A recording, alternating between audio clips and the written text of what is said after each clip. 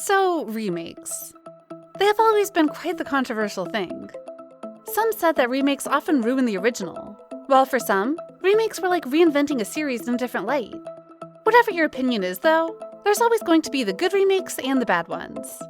So let's check out K-drama remakes that were actually decent enough to be on par with, if not completely surpass the original. Number 1. 18 Again. Starring Kim Han-woo, Yoon Sang-hyun, and Lee Do-hyun, 18 Again was quite the masterpiece of 2020, boosting Lee Do-hyun's career from all supporting roles to male lead material.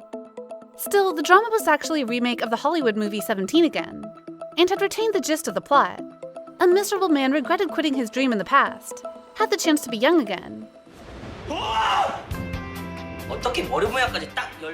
yet still chose his family in the end. 싫어. 사랑해, 다정아. Honestly speaking, I was a bit worried when the news came out. After all, 18 Again was to have 16 episodes, and extending a 105-minute movie into over 16 hours long of footage just sounds like a nightmare in the making.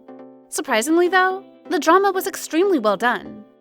It has neither the dragging nor unnecessary plot details I was worried about, and managed to really flesh out each and every character. From the wife, the daughter, the son, to even the school bully, they have their separate arcs, character development, and stories to tell. This was something the drama excelled in, yet the movie couldn't do. And as the audience, we can't help appreciate such goodness. 18 Again was also good at eliminating the areas where the original fell short. The wife is no longer a plot device, but rather a main character with her own issues, dreams, and feelings. There's also no daughter crushing on her dad issue, which was the most controversial element in the original. And finally, we are introduced to actual good guys in the form of handsome second leads, so no complaints about that.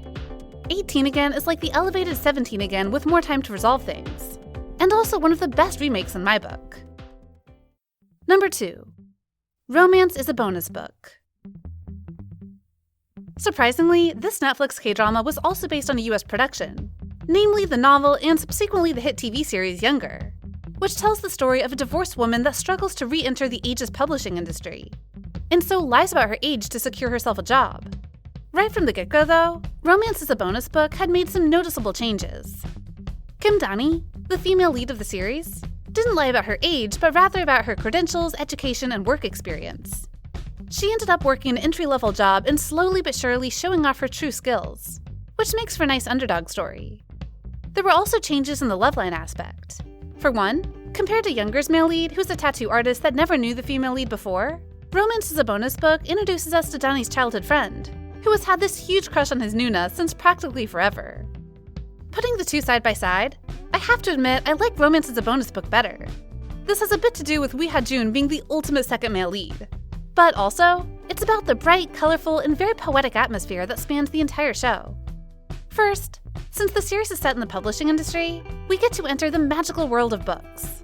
And books are tightly woven into the storyline, so you can totally jot down the series' many recommendations. Second, none of the characters on the show are perfect, but we get to see both their ups and downs, with proper development to show their growth. At the end of the series, we ended up seeing them as this group with family-like antics, which never failed to put a smile on our faces. Finally, the series is kept short and sweet. Unlike the original that spans 7 seasons with a whopping 84 episodes, Romance is a Bonus Book is kept within the regular 16-episode format, and it works well. There was no dragging, little unnecessary dramas, and no characters were ruined just for the show to go on.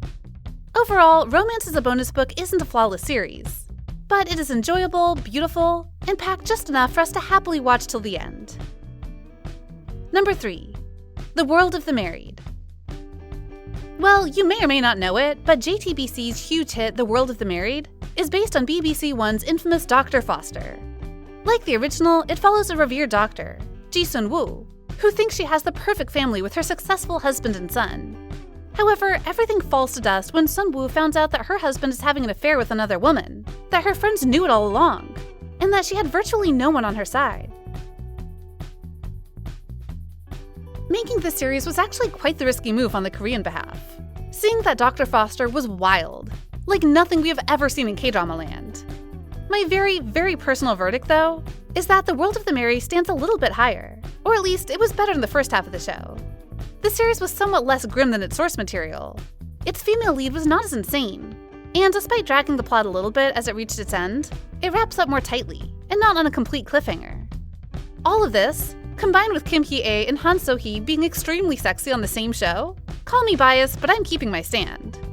And the Korean public seems to agree, because they loved the show so much that it was extended for another 2 episodes, and its finale recorded a rating as high as 28%. It was the drama in 2020, and basically swept up half the awards that year, which is saying something. Number 4.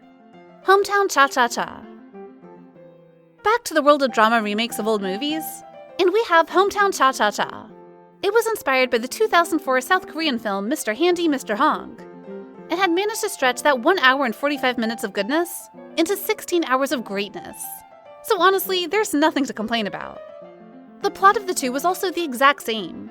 We get to follow the righteous dentist Yoon Hye-jin, who quit her job and moved to the seaside village Gongjin.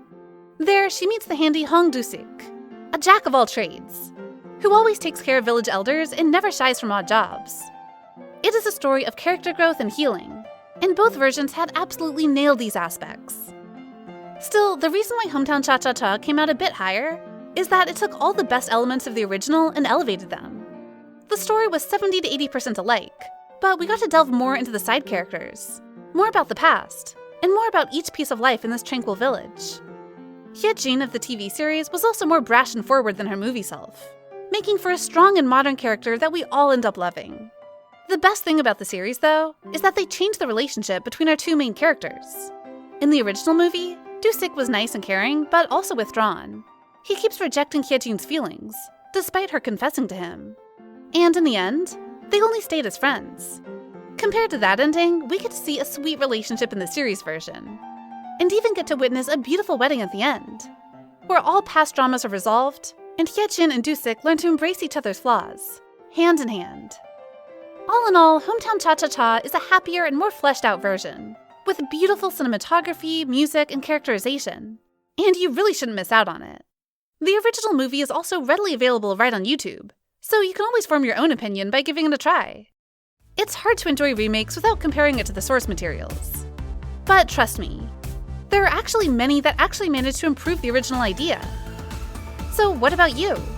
What are your thoughts on remaking old movies and series? Do you have a favorite remake or have a series that you'd love to get their own remake? Share your thoughts with us in the comment section. And if you want more videos like this, remember to like, share, and subscribe to bbalidrama. See ya!